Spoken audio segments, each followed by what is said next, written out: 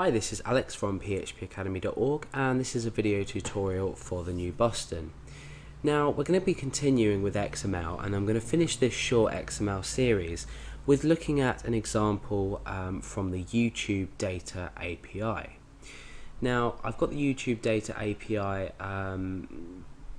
page, if you like, up. It's in the tools section of Google Code, so the URL is here if you want to have a look at this as well. So okay, let's come down and we can have a look here. We've got several options, and what these different options are going to do is generate XML documents for us, so we can grab data specifically from where we want. Some is going to enable or use authentication, but we're not going to be focusing on that. We're going to be focusing on just simple features of this. So here in the another tab, I have a specific feed for a specific video on YouTube, and this is denoted here by the videos / and then the video name itself. So to replicate this for yourself and test it for yourself, just simply take the name of the video. So we'll have on YouTube, we have watch and then equals and a value here. So I'm sure you know what I mean. It's just the unique code that identifies each video. So if you take this and pop it into this URL, you'll be presented with this data regarding the video. So if you look carefully, you can see things like let's go and have a look here. Let's pick something out that we might find useful.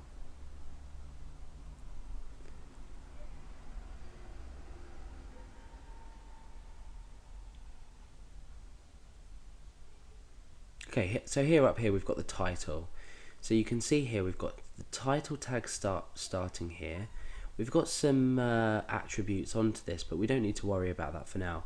But for now we've got title here and ends title here. So the title here you can see is contained within these tags. You've also got the content here, which is create your own guestbook using PHP and a MySQL database. That's essentially a description, or the content that's relative to the description inside of this. So we can take the description from it as well.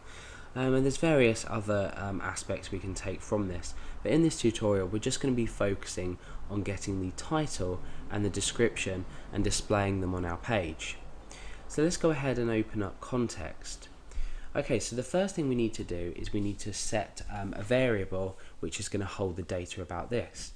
So I'm going to say video is equal to, and remember we'll be using this simple XML _load _file function, and in here we can simply take, we don't need to use a local file, we can use external files as well.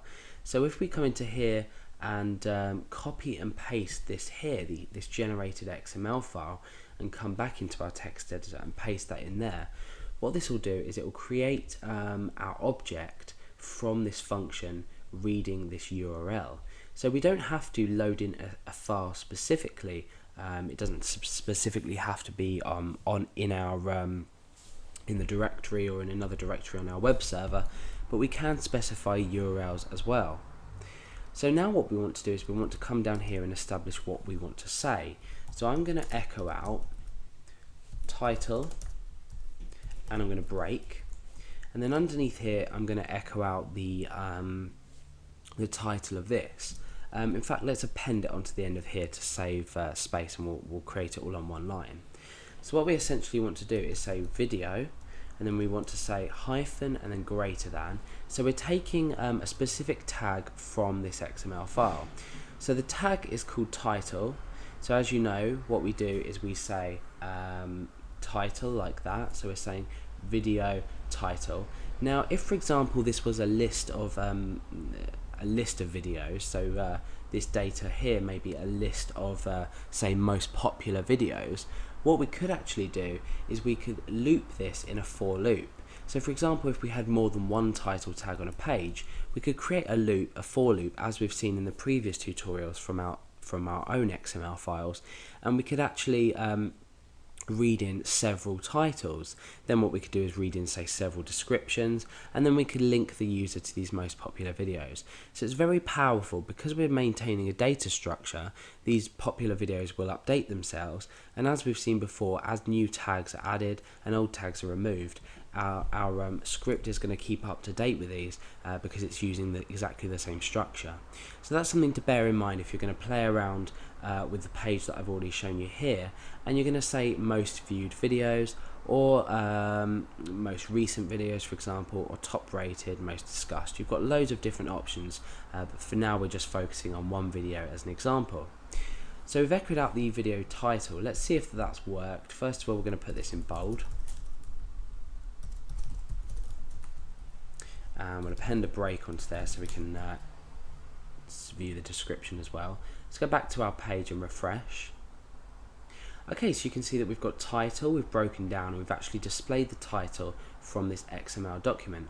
So you can already see how powerful this can be in taking specific elements about videos. Now, for example, let's say this video name changed on YouTube and it completely changed to something else.